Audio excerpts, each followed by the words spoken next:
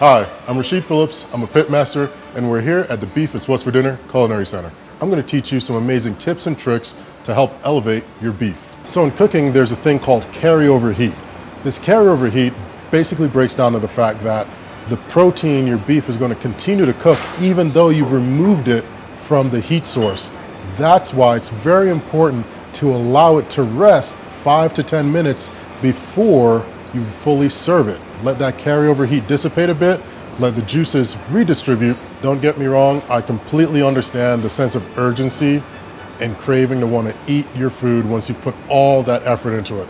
But I promise you, if you take 5 to 10 minutes to allow your beef to rest, it will really amplify those juices and that flavor. Because if you just take it right off of the grill, the skillet, or out of the oven and start cutting, all those juices release. All that hard work is for naught.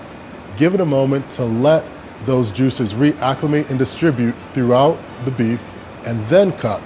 And it's going to make it so much better, so much more flavor, so much moisture, that you'll understand why hanging out 5 to 10 is absolutely worth it. Then slice and enjoy. For more amazing and delicious tips and tricks, visit beefiswhatsfordinner.com.